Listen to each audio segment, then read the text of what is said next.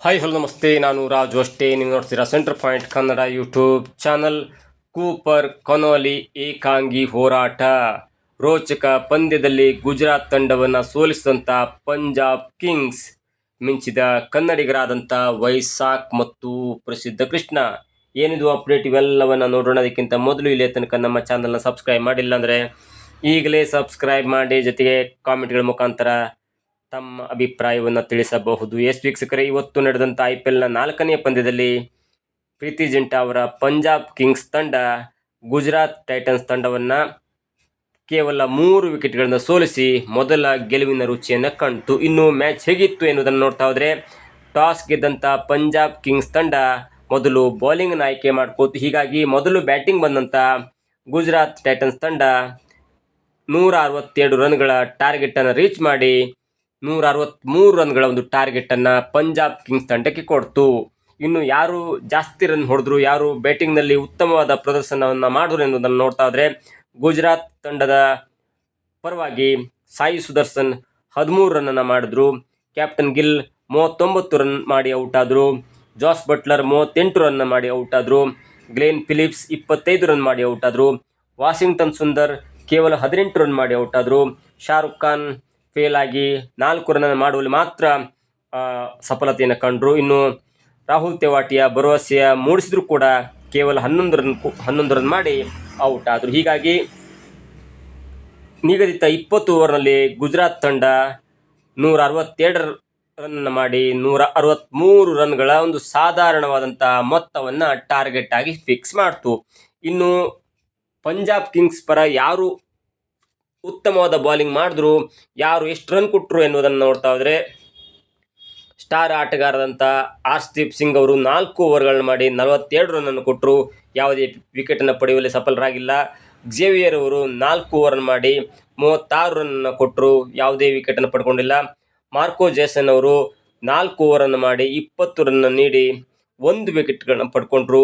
ಉತ್ತಮವಾದ ಬೌಲಿಂಗ್ ಅಂತ ಹೇಳ್ಬೋದು. ಇನ್ನು ಕನ್ನಡಿಗರಾದಂಥ ವೈಸಾಖ್ ಅವರು 4 ಓವರನ್ನು ಮಾಡಿ 34 ರನ್ ನೀಡಿ ಬರೋಬ್ಬರಿ 3 ವಿಕೆಟ್ಗಳನ್ನ ಪಡ್ಕೊಂಡ್ರು. ಹೀಗಾಗಿ ಗುಜರಾತ್ ತಂಡ 200ರ ಒಳಗೆ ರನ್ ಮಾಡುವಲ್ಲಿ ಒಂದು ಯಶಸ್ಸನ್ನು ಕಾಣ್ತು. ಅಂದರೆ ಈ ವೈಸಾಖ್ ಅವರ ಬೌಲಿಂಗ್ನಿಂದ ಒಂದು ತಂಡ ಕಟ್ ಹಾಕಲು ಯಶಸ್ವಿಯಾಯಿತು. ಇನ್ನು ಯಜುವೇಂದ್ರ ಚಾಹಲ್ ಅವರು 4 ಓವರನ್ನು ಮಾಡಿ 28 ರನ್ ನೀಡಿ 2 ವಿಕೆಟ್ಗಳನ್ನ ಪಡ್ಕೊಂಡು ಗುಜರಾತ್ ಪರ ಅಂದರೆ ಪಂಜಾಬ್ಸ್ ಪರ ಒಳ್ಳೆಯ ಬೌಲಿಂಗನ್ನು ಮಾಡಿದ್ರು. ಇನ್ನು 163 ರನ್ಗಳ ಟಾರ್ಗೆಟನ್ನು ಬೆನ್ನತ್ತಿದಂಥ ಪಂಜಾಬ್ ಕೂಡ ವಿಕೆಟ್ಗಳ ಮೇಲೆ ವಿಕೆಟ್ಗಳನ್ನ ಕಳ್ಕೊಳ್ತು. ಪ್ರಿಯಾಂಸಾ 7 ರನ್ನನ್ನು ಮಾಡಿ ಔಟ್ ಆದರೆ ಪ್ರತಿಭರಣ್ ಅವರು 37 ರನ್ ಹೊಡೆದು ಔಟ್ ಆದರು. ಇನ್ನು ಏಕಾಂಗಿಯಾಗಿ ಹೋರಾಟ ನಡೆಸಿದಂಥ ಕೂಪರ್ ಕೊನೋಲಿ ಅವರು ಕೊನೆ ತನಕ ಔಟ್ ಆಗದ 72 ರನ್ನನ್ನು ಬಾರಿಸಿ ಏಕಾಂಗಿಯಾದ ಹೋರಾಟವನ್ನು ಮಾಡಿದ್ರು. ಇನ್ನು ಕ್ಯಾಪ್ಟನ್ ಆದಂಥ ಅಯ್ಯರ್ 18 ರನ್ ಮಾಡಿ ಔಟ್ ಆದರೆ, ವಡೇರಾ 3 ರನ್ ಮಾಡಿ ಔಟ್ ಆದರು. ಶಶಾಂಕ್ 4 ರನ್ ಮಾಡಿ ಔಟ್ ಆದರು. ಮಾರ್ಕಸ್ ಸ್ಟೋನಿಸ್ 0 ಸುತ್ತಿ ಔಟ್ ಆದರು. ಮಾರ್ಕೋ ಜೇಸನ್ 9 ರನ್ನನ್ನು ಹೊಡೆದು ಔಟ್ ಆದರು. ಇನ್ನು ಕೊನೆಯ ತನಕ ಆಟ ಆಡಿ ಔಟ್ ಆಗದೆ ಉಳಿದಂಥ ಕೂಪರ್ ಕೊನೋಲಿ ಅವರು 72 ರನ್ನನ್ನು ಬಾರಿಸುವ ಮುಖಾಂತರ ಪಂಜಾಬ್ ಕಿಂಗ್ಸ್ಗೆ ಅಂದರೆ ಪ್ರೀತಿ ಜಿಂಟಾ ಪಡೆ ಗೆಲುವಲ್ಲಿ ಪ್ರಮುಖ ಪಾತ್ರವನ್ನು ವಹಿಸಿದ್ರು. ಇನ್ನು ಗುಜರಾತ್ ಟೈಟನ್ಸ್ ಪರ ಯಾರು ಬೌಲಿಂಗ್ ಮಾಡಿದ್ರು, ಎಷ್ಟು ರನ್ ಕೊಟ್ಟರು ಎನ್ನುವುದನ್ನು ನೋಡ್ತಾ ಇದ್ರೆ, ಬರೋಬ್ಬರಿ 6 ಜನ ಬೌಲಿಂಗನ್ನು ಮಾಡಿದ್ರು. ಅದರಲ್ಲಿ ಮೊಹಮ್ಮದ್ ಸಿರಾಜ್ ಅವರು 2 ಓವರ್ ಬೌಲಿಂಗ್ ಮಾಡಿ 15 ರನ್ ನೀಡಿದರು. ರಬಾಡಾ ಅವರು 3 ಓವರ್ ಬೌಲಿಂಗ್ ಮಾಡಿ 34 ರನ್ ನೀಡಿ 1 ವಿಕೆಟ್ಗಳನ್ನ ಪಡ್ಕೊಂಡ್ರು. ಅಶೋಕ್ ಅವರು 3 ಓವರನ್ನು ಮಾಡಿ 31 ರನ್ ನೀಡಿ 1 ವಿಕೆಟ್ಗಳನ್ನ ಪಡ್ಕೊಂಡ್ರು. ರಶೀದ್ ಖಾನ್ ಅವರು ಉತ್ತಮವಾಗಿ ಬೌಲಿಂಗ್ ಮಾಡಿ 4 ಓವರನ್ನು ಬೌಲಿಂಗ್ ಮಾಡಿ 29 ರನ್ ನೀಡಿ 1 ವಿಕೆಟ್ಗಳನ್ನು ಪಡ್ಕೊಂಡ್ರು.